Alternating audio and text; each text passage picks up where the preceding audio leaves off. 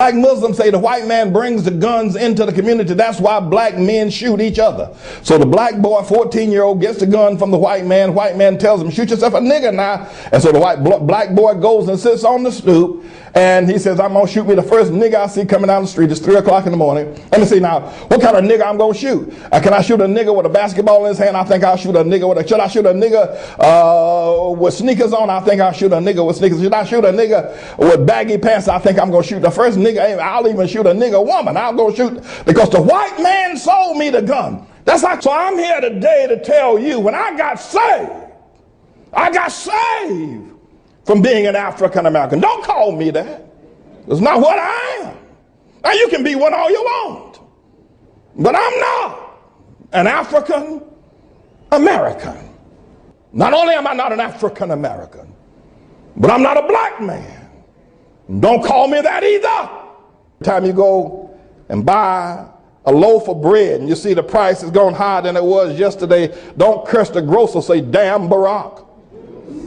Every time you pull up to the service station and the gas is going to cost you a day's salary, almost a 2 days salary to fill up your tank, don't curse the service station man, say, damn Barack. Because it's of him. Let me tell you something about black folk. Let me tell you something about Negroes. Let me tell you something about niggers. I plead with all America and the world far and wide, do not give the White House to that half Negro Barack Hussein Obama. One is that people used to call each other niggers. Hold on a second. I'll be right back. Let me just take this with me. Why don't I do that?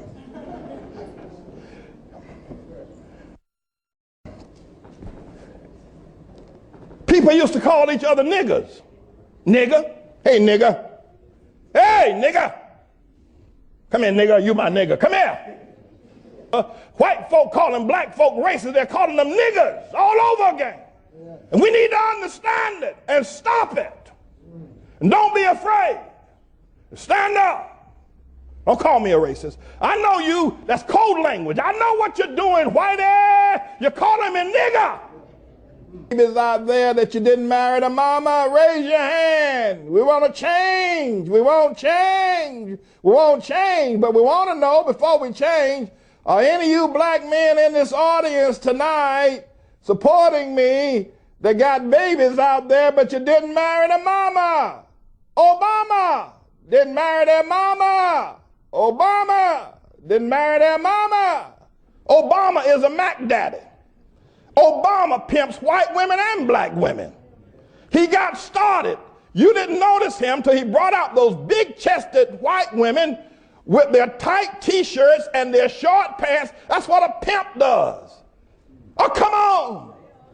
You don't get your campaign started with a big-chested white woman. She must be a 54D, double D.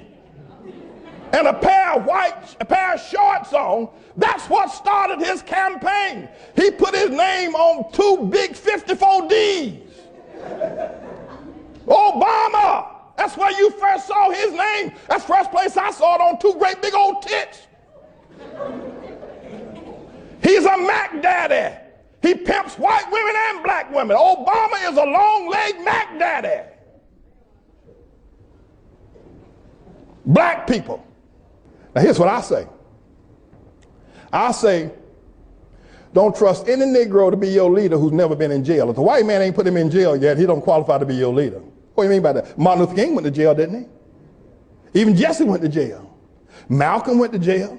Marcus went to jail. They even tried to put Dr. Alvin Poussaint in jail. They put Jesus in jail.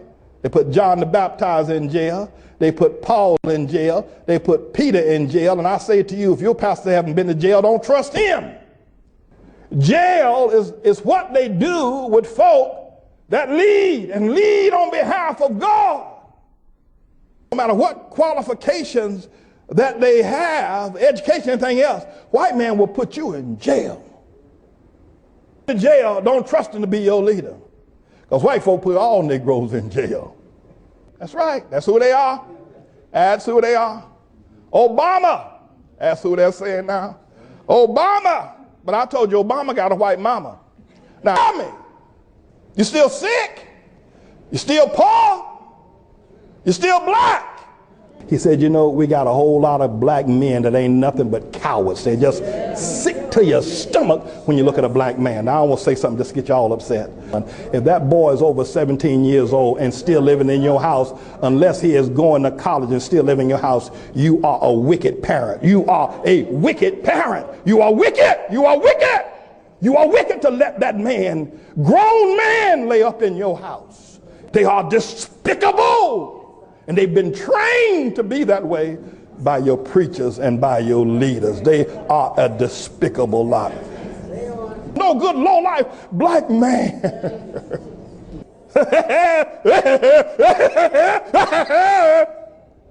You African, you Jesse Jackson, you process head Al Sharpton, you are a despicable group of people. You are rotten through and through. You need the Lord. And you need me. Broaden your scope. Open up your eyes and look and see. Wherever black folk are, they're unable to create a society. I've got a spot I'm going to show you with T.D. Jakes doing the rent money dance.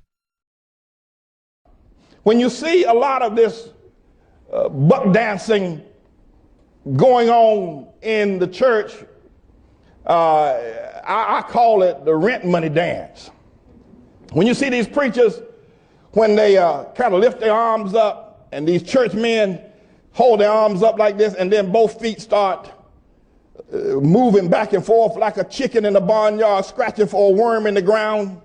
You've seen the men do that. I call that the rent money dance. Because when a man does that and his rear end pops out and he starts moving his feet, every woman in the church will give up all her rent money and that offering because it turns on. It's a sexual arousal. Really, it goes all the way back to Africa when the witch doctors used to do it. But also, more recently on the plantation, men that were not strong men but were virile men, the master would have Brother John come and buck dance for him. Sometimes he just watched John buck dance for himself, and that would arouse the master. Oh yeah, I'm telling the truth in here. Sometimes the master would have John dance for him and his wife. They both sit there on the porch and watch John buck dance. And it would arouse both him and his wife, and they didn't go turn into the bed. Said, crucify him. Crucify him. This is what the religious leader said to the man that was sent to them to lead them back to righteousness, wholeness, and peace. They spoke with one voice, crucify him, but give us Al Sharpton.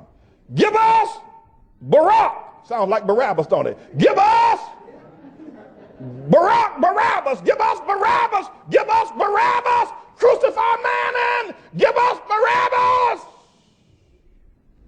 Sounds familiar. And so when we talk about his wife, Michelle, who I call Jezebel, one of the more wicked women in the Bible, one of the more wicked women in the world. Michelle Obama is Jezebel, perhaps one of the more wicked women in the world, and came out the other day on that television program, The View, with that dress with all her shoulders and her chest showing with a big self. And you know, people, I hear these white folk talking about, isn't she a beautiful woman? Listen, you want to see a beautiful black woman, go get a picture of Lena Horne, get a picture of Felicia Rashad, get a picture of Halle Berry, or get a picture of Elizabeth Sarah Manning if you want to see a beautiful black woman. Michelle Obama looks like King Kong's baby sister. That woman's not beautiful. I mean, first of all, her upper lip looks like she's smelling her upper lip, and then the bottom one looks like she's got a dip of snuff in it. That's about the ugliest woman. I mean, if Whoopi Goldberg and Michelle Obama were in a beauty contest, Whoopi would win. I mean, what's this business about how beautiful she is? Plus of all, she's a big old Amazon woman. I'm a man, I'm 6'2", 225, 240 pounds myself, but I wouldn't be caught dead with a woman that big. I mean, and who's to tell us and white people are just falling out about how beautiful she is. But let me just say this, first of all, I haven't trashed him. I haven't trashed Obama. His African in-heat father went a whoring after a trashy white woman. He was born trash. I said he was born trash. I didn't trash him. I'm speaking the truth about him. Now, once again, I am a diplomat, but I'm not a compromiser. I got a word in my mouth. Satan has sent an emissary to derail the assignment of God for black people and Africans worldwide. That emissary is named Barack Hussein Obama.